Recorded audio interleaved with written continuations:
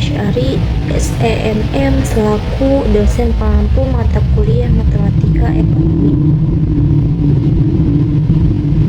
Perkenalkan, saya Alia Muhbita Fadia dari kelas C dengan NIM 251080292. Pada kesempatan ini, saya akan mempresentasikan materi mengenai akar-akar persamaan linear dua variabel, khususnya dengan menggunakan metode substitusi dan eliminasi.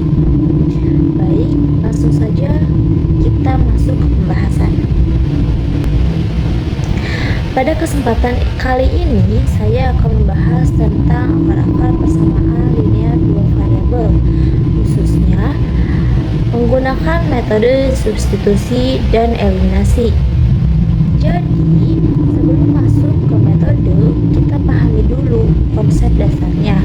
Persamaan linear dua variabel itu adalah persamaan yang punya dua variabel, biasanya x dan y. Dengan bentuk umum seperti ax plus by sama dengan c, kalau kita punya dua persamaan sekaligus, itu disebut sistem persamaan linear dua variabel. Nah, tujuan kita di sini adalah mencari akar-akar persamaan, yaitu pasangan nilai x dan y yang memenuhi kedua persamaan tersebut secara bersamaan. Artinya, nilai yang kita cari itu harus bikin dua-duanya benar, bukan cuma salah satu. Kalau dilihat dari konsep, sebenarnya ada 3 kemungkinan solusi dari sistem ini. Bisa satu solusi, tidak ada solusi, atau bahkan tak hingga solusi. Tapi biar fokus, kita bahas yang paling umum dulu, yaitu yang punya satu solusi. Sekarang masuk ke metode pertama, yaitu metode substitusi. Metode ini sebenarnya cukup intuitif. Intinya kita mengganti satu variabel dengan bentuk lain dari persamaan yang satunya.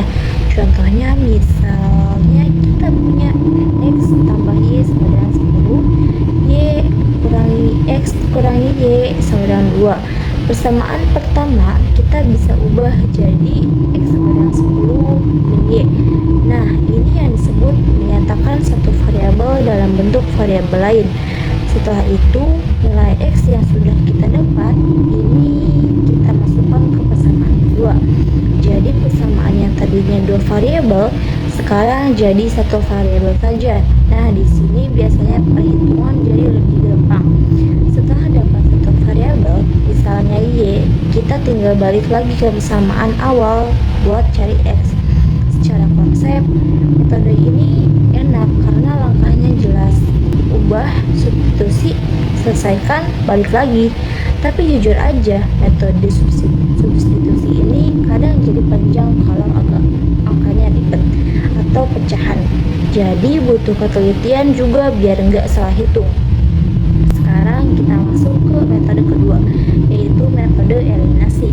Kalau tadi substitusi itu mengganti, kalau eliminasi ini menghasilkan, menghilangkan. Jadi tujuannya adalah menghilangkan salah satu variabel supaya kita langsung dapat satu variabel saja. Caranya gimana? Kita samakan dulu koefisien salah satu variabel. Kalau kita pakai contoh sama, x tambah y sama dengan 10, x min y sama dengan 2. Kebetulan di sini koefisien x sudah sama. Jadi kita bisa langsung jumlahkan kedua persamaan. Kalau dijumlahkan, x tambah y tambah x min y sama dengan 10 tambah 2, y langsung hilang. Jadi 2x sama dengan 12, maka x sama dengan 6. Nah, setelah dapat x, kita cari y dengan substitusi lagi ke salah satu persamaan. Hasilnya nanti y sama dengan 4. Jadi solusi akhirnya adalah pasangan 6 dan 4. Biasanya metode eliminasi ini lebih cepat, apalagi kalau koefisiennya sudah cocok atau gampang disamakan. Makanya dalam banyak kasus, orang lebih sering pakai eliminasi dibanding substitusi. Sekarang kita lihat dari sudut pandang yang lebih menarik, yaitu secara grafik. Kalau dilihat gambar persamaan linear, sebenarnya itu adalah garis lurus di bidang koordinat. Jadi kalau ada dua persamaan berarti ada dua garis. Nah, solusi dari sistem itu sebenarnya adalah titik potong dari dua garis tersebut. Kalau garisnya ketemu di satu titik, berarti ada satu solusi. Kalau sejajar, nggak ada solusi. Kalau nempel jadi satu garis, berarti solusinya banyak banget. Dengan cara ini, kita bisa lebih kebayang secara visual, nggak cuma hitung-hitungan saja. Sekarang kita coba tarik ke kehidupan nyata, biar nggak terasa terlalu teoritis. Misalnya dalam ekonomi, kita sering ketemu yang namanya permintaan dan penawaran. Permintaan bisa ditulis dalam bentuk persamaan, penawaran juga sama. Nah, titik temu antara keduanya itu disebut titik keseimbangan pasar. Dan itu sebenarnya konsep yang sama dengan sistem persamaan linear. Jadi, apa yang kita pelajari ini bukan cuma buat ngerjain soal, tapi juga bisa dipakai buat analisis hal-hal nyata. Selain itu, dalam penelitian atau analisis data, sistem persamaan linear juga sering dipakai. Misalnya dalam model sederhana untuk melihat hubungan antara variabel. Jadi bisa dibilang ini adalah salah satu alat dasar yang penting banget.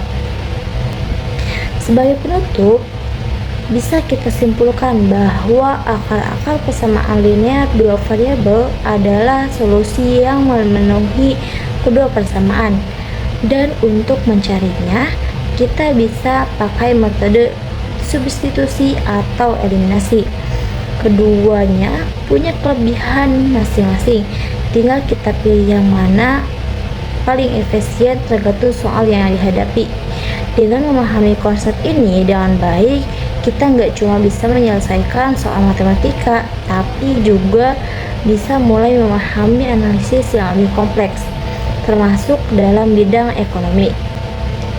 Sekian dari saya, terima kasih untuk perhatiannya. Wassalamualaikum warahmatullahi wabarakatuh.